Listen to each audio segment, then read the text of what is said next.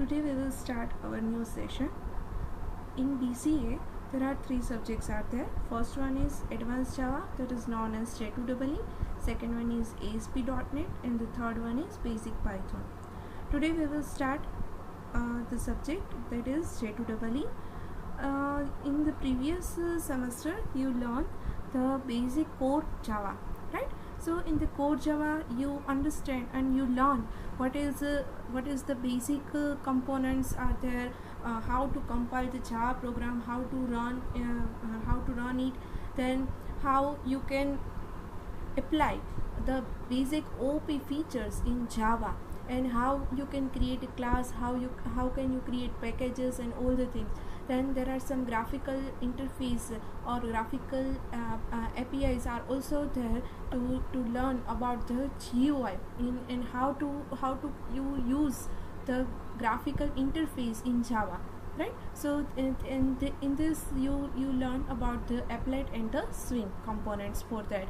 So now we move on to our next step, that is to create a web application. So in using that basic core Java, you can create a desktop application, but when you move on to the web application, you need a client server interface, or we can say that client server infrastructure. So how the client server infrastructures are working, then how you can build the web application, which the APIs you need, how many types of application you can create using Java. This all are the things you need to learn in this subjects. So first one that is the part is introduction of J2EE. In the first unit, you learn the basic J2EE. What is J2EE? What is the enterprise? What is the enterprise architecture? What is the J2EE enterprise architecture? And the main thing that you learn, that is the Java database connectivity. So the first one, that is the thing is introduction of J2EE. So let's move on to our introduction of J2EE. So Java is a very well-known programming language to create a dynamic web application because of its some features like security, data binding, polymorphism, and etc. As you all aware about the Java, right? So what is the Java? We all know that among all the programming languages, Java is a very well known for its security. So to create a dynamic web application, when you connect with the server, or when you connect within the network and all the application, there is security must be applied in the application. So Java is a very best choice to create any web application. So there are different types of additions available for Java. When you create a application, there are three main things you have to learn about the Java. So there are three additions are there. So first one is J2SE, which is known as Java to Platform Standard Edition, which is known as our core Java, which you learn in your previous semester. That is known as our core Java, and all the things you cover in that subject, that is the programming in Java, is defined as a J2SE. Second one is J2EE. So it is known as Java to Platform Enterprise Edition. And the third one is Java to Platform Mobile Edition. Mobile Edition, it means all the mobile application which you run in the previous when Android is not in picture, all the programming is done in Java. So this edition is known as J2EE. Among all the three editions, we learn about the J2EE in our subject. So first one is Java to Platform Standard Edition. In J2SE, there are two main components. First one is JDK, which is known as Java Development Kit, and the second one is JRE, that is Java Runtime Environment. It also used to create a desktop application with some graphical interface APIs. As you all know that to create a desktop application, we need some graphical interface. So the applet and swings components are there to create a GUI in desktop application. J2SA contains different tools like CORBA, that is defined as a common object request broker architecture, database access, and some other functions like input output function. So this the development kit is provided in the JDK to create a complete desktop application in J2SA. This is the basic features which are applied when you create a desktop application. Now move on to our next edition, that is J2EE, that is Java to Enterprise edition. J2EE is a collection of API that can be used to build large-scale distributed component-based multi-tier application. In this thing, there are different words are used. That the first thing is large scale, second one is distributed, third one is component based, and the fourth one is multi-tier application. So first thing we have to learn that what are the words which is defined in this thing. So first is large scale. It means that you have to when you create a web application for the different features contained in that application, you need to maintain this all the thing. So suppose we see we can say that on banking system, right? So in the banking application you have to maintain different modules, different users among all the system. So this defined as a large scale system. Second one is distributed. It in the distributed term we can define that among the users or among the data is shared between to the users and between the systems, and you have to handle it in the distributed area, right? So this the distributed thing is work like that. Third one is component based. It means that different components are needed to work in that particular application. And the fourth one is multi-tier application. So there are tier means we can define as a layer. So there are different layers are available in multi-tier applications. So J2EE is also used to create dynamic enterprise applications and web application. So to create a web application you have to contain a J2EE APIs. So it specifies that write once, run anywhere. As we all know that Java is a platform independent language. So when you create one code, you can run any type of a system when you have that particular application's bytecode. So J2EE is also specified that write once, run anywhere. In terms of enterprise application, could be seen as that it can be run on different platforms and supporting the Java 2 platform. And enterprise applications are portable between application servers supporting J2EE specification. So when you define the platform independent term in J2EE, so there are different servers are available, and you can work with different servers with your Java application. So it is also defined, we can say that enterprise edition or enterprise applications are also platform independent because there are many types of application servers are available in the market, that is which work with Java particular languages. So this all the things are defined in the our J2EE part. Next is J2ME. So J2ME is defined as a Java 2 platform micro edition. It helps to building Java application for micro devices with limited display and memory requirements. All the mobile application is contained in J2ME. And this J2ME edition, some APIs are there, and it fits into 1 KB. So different components are needed, that are the wireless devices, PDS, and network devices. So these things are needed when you create a Java 2 platform micro edition.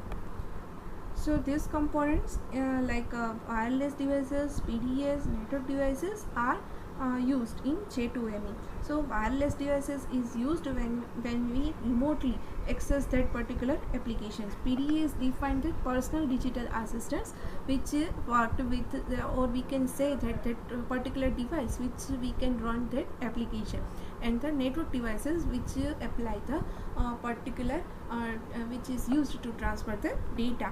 So this all are the basic components defined in J2ME. Now we move on to the APIs in J2EE. So there are different types of APIs that can be used to build enterprise editions, which are the like Servlet, JSP, EJB, then Java message services, the JNDI naming and directory interfaces for the database connectivity. We can use JDBC for the mailing service. There are Java Mail. Then after transaction services, that is JTS. Transaction APIs are there, which defined as JDA, and other connector architecture, which is known as J2EE CA or JCM. So these all are the APIs which is used to create an enterprise applications in J2EE. These all are the used in different way to create that particular applications. When you create the application or a web application, there are different components are used, or different entities you have to apply in that application. So to develop a web application, there are two sides. First one is client side and the second one is server side. At client side, following technologies are used. First one is HTML and the second one is Java. HTML pages are used to create the designing, and Java pages are used for coding. At server side, the three technologies are used. First one is JSP, second one is Servlet, and the third one is Enterprise Java Bean. So Servlets and JSP are used to coding that the basic Java part in that particular coding part.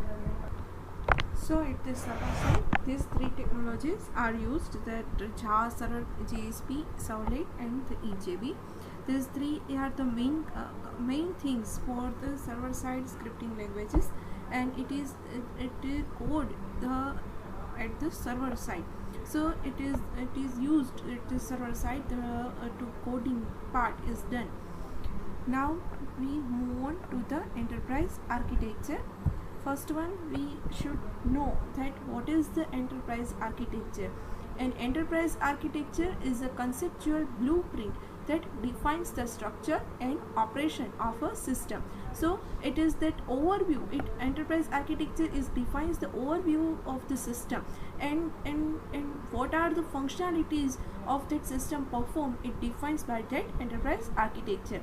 The intent of an enterprise architecture is to determine how a system can most effectively achieve its current and future objectives. So the enterprise architecture is defined that how the system works and what are the purpose of that system and what are the functionalities of the system is defined by the enterprise architecture. So in the enterprise architecture, there are mostly four types of. So there are the four types of architecture. First one is single tier architecture, second one is two tier architecture, third one is three tier architecture, and the fourth one is multi tier architecture or n tier architecture. So the first thing we have to learn that what is tier. A tier is an abstract concept that defines a group of technologies that provides one or more services to its client. So it defines that one type of layer which is combined with the technologies to provide the services to its client. So initially two tier architecture is done, and then after it is developed to three tier, multi tier or n tier architecture. In this, that the tier architecture is defined that the one thing as a layer. When you think about this any system, there are different things are attached with the system. So the single system works singly or independently, which known as a tier, or which we can say that single tier architecture. When the different layers are attached with the system, so this layer is worked as a two tier and multi tier, three tier or etc.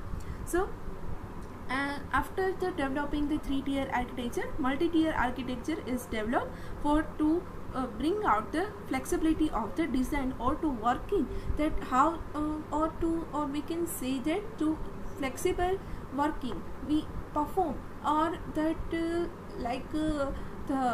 maintenance also, that is the less when you work with the multi-tier architecture. So it also increases the complexity of building, testing, deploying, administrating, then after maintaining the application components. It also become less when you working with the multi-tier architecture. So first one, we have to move on the single tier architecture. In this type of architecture, business logic, presentation and database are all in one single system. That's why it is known as a single tier architecture. So when you define the web application, there are the two things are there. First one is client, second one is server. Client, what is the task of the client? That it just want the data, right?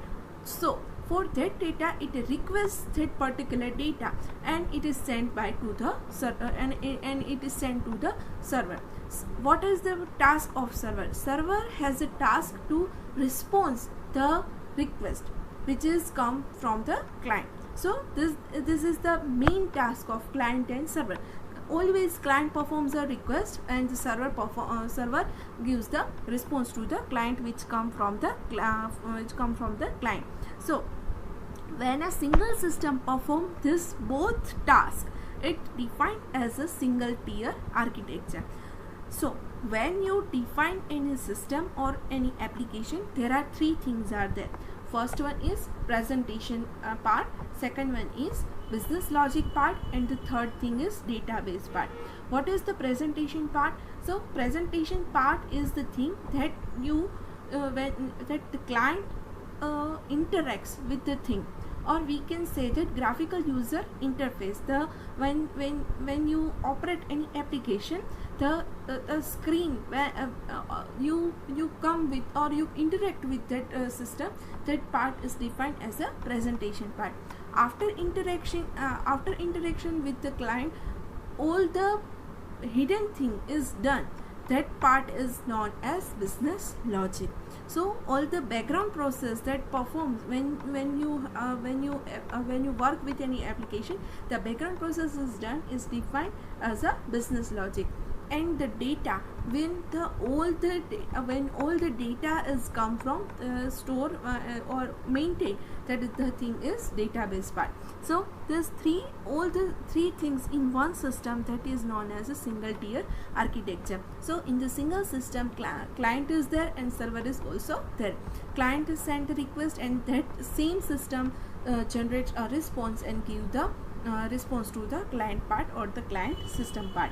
So in the single tier architecture, there are some advantages, that the architecture or the system is simple and easy to handle, because there is a one single system and you have to maintain the one system. But the disadvantages are also there, that we cannot share data to multiple users at a time, because the system is single and the only one client or one user can interact with that system. So this is the main disadvantage of the single tier architecture. Then we move on to our second part, that is the two-tier architecture. Two-tier architecture, it also known as client server architecture, because there are the two different entities are there. First one is client and the second one is server. So in first system is work as a client part, second system is work as a server part. So there are two parts, client part and the server part. So it works known as client server architecture. It consists mainly of two tiers, so client and server. Client part performs the graphical user interface part, or we can say that interaction part, presentation part, and the server part performs the database part. This architecture has some limitations like lack of scalability, high maintenance. When the number of users are increases, the system may not give the proper output of all the request. So that defines the scalability. So this is defined as the lack of scalability of two-tier architecture. and there are when the multiple users are there, you have to maintain all the requests of that users and to give that proper answer to proper client, that the main thing. So there you have to highly maintain that system. So this is the two-tier architecture. So and this is the graphical representation of two-tier architecture. In this, client workstation are there, and the same second part is the server machine. In this figure, client workstation, there are two parts. First one define the client program, GUI presentation logic and database request, and the second part define the file access. So this all the things are contained in the client part, and only when the database system are performed at the server side. So client send the request for the data to the server machine, and from the server machine or the database management system, number of database files are there.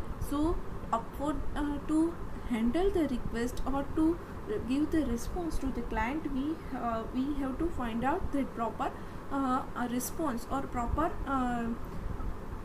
output for that request. So to feed that data, there is a database management system and the files are there, and to when the client send the request, it analyze the request and responses and data is written to the client part, and it also represent that particular output at the client side. So the graphical part or we can say that the GUI part is also at the client part, only the database part is at the server machine. At in the two-tier architecture, multiple users can perform in two-tier architecture, but when the number of users are increased, the system may not give the proper output or may not handle the number of users. So this is the disadvantage of two-tier architecture. When we move on to the when we move on from single tier to two-tier, three-tier, multi-tier architecture, there are different parts are there from client and from the server side. So in these things, there is the two terms are there. First one is thin client and the second one is thick client. So first one, what is thin client?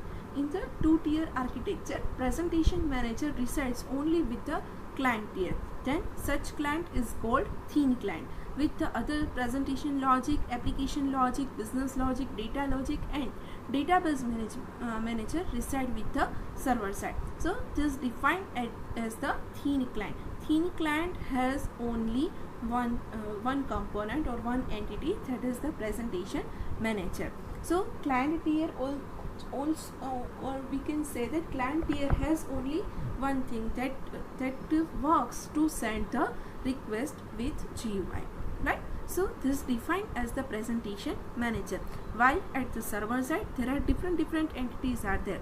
That presentation logics are there, application logic are there, business logic are there, database logic are there, and to maintain the database logic, there is the database manager are also reside at the server side. So when client send the request, server all handle all the thing and generate a response and send back to the client. So this is the thin client. In the thin client, only one thing at the client side, that is the presentation manager. All the other entities are at the server side. So we can say that is the thin client. Now what is the thick client? In two-tier architecture, presentation manager and presentation logic and application logic are reside at the client side, while the business logic, database logic and database manager are at the server side. So there are three components are divided from client side to the from client side, that is presentation manager, presentation logic and application logic resides at the client side, and the remaining entities, that is the business logic, database logic and database manager at the server side. So all the GUI part is reside at the client side, and some amount of application logic at the client side, and all the database thing and business logic at the server side are there. So this defined as the thick client. Now the next one is normal client. So in two-tier architecture, if the presentation manager and presentation logic reside in the client tier, it is known as normal client. All the application logic, business logic, database logic and database manager at the server side, it defined as a normal client. It means that client has only one thing to handle the presentation part, and all the presentation logic is also resides at the client side, and all the server part that is worked with the data, actual data of the request, it resides at the server side. So there are the three parts, or we can say that there are the three types of client in two-tier architecture or multi-tier architecture or n-tier architecture. That is the thick client, thin client and normal client. Thick client has only presentation manager part, while the thin client has a presentation manager, presentation logic and application logic part, while the normal client has presentation manager and presentation logic and client tier part. So this is the basic types of client. What are the advantage and disadvantage of two-tier architecture? So the advantage is that you don't have to change in your application when you change your database and presentation logic or any application. It means that there is the independence of that of the three things: business logic, presentation part and the database part. It means when you done any changes in your business logic, it doesn't affect your database part and any other presentation part. So there is a independence in the two-tier architecture. And the second one is it is simple and easy to maintain.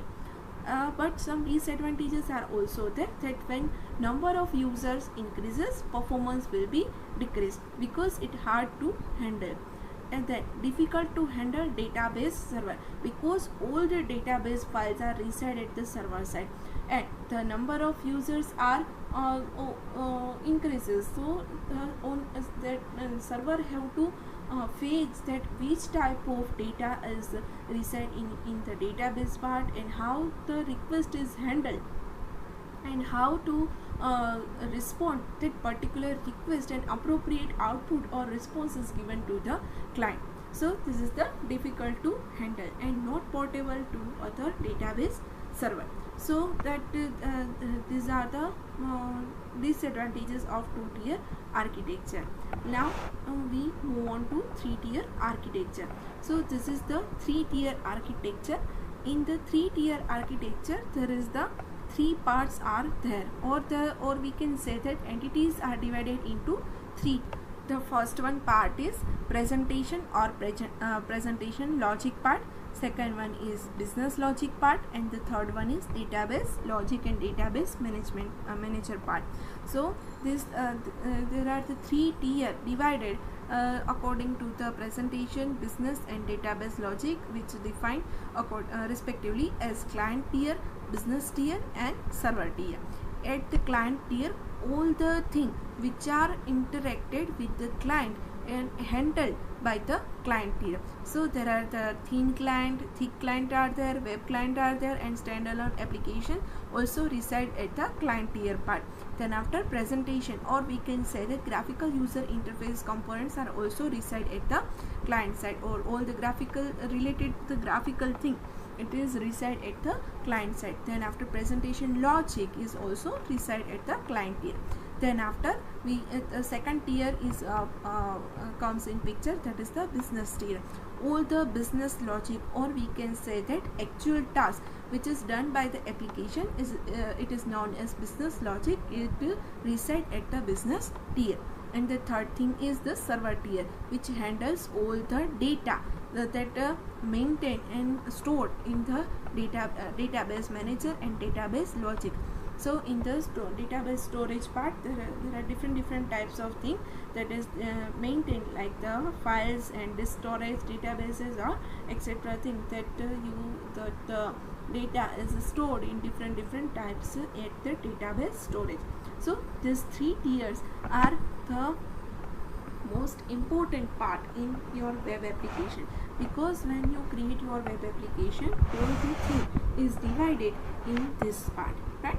So we can say that when you create any application, there are different files you have to create. So the first thing that or the first tier that here is the defined as the client tier, which is the handle all the presentation part.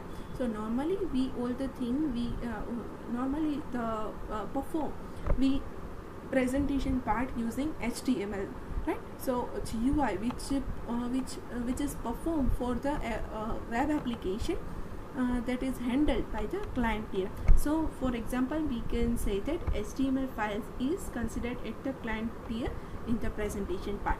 Second one is business tier. All the Java files are defined in the business tier part. And the third thing is server. So when you create your web application, the data which comes from the thing which is known as the database part or the server tier part. So this is the main three components or the main three tier in the three-tier architecture. In the three-tier architecture, some disadvantages and some advantages are also there. Usually that when you define the three-tier architecture, it improves the scalability. Then database connection is not required from each and every client. So it is very, we can say that user friendly. When you come to the two-tier architecture, every time you have to connect with the server and the request is sent, and you have to approach that particular server and send back to the request, and again the response is sent back to the client. So this all the thing is very very hard to every time when you send a request to the server. So in terms of three-tier architecture, that the database connection is no you have to require when you each time the request from that particular server. So it is the very thing that it better reusability and security is also ensured in the three-tier architecture. And one disadvantages are that it increases the complexity. So these things are the advantages and disadvantages of three-tier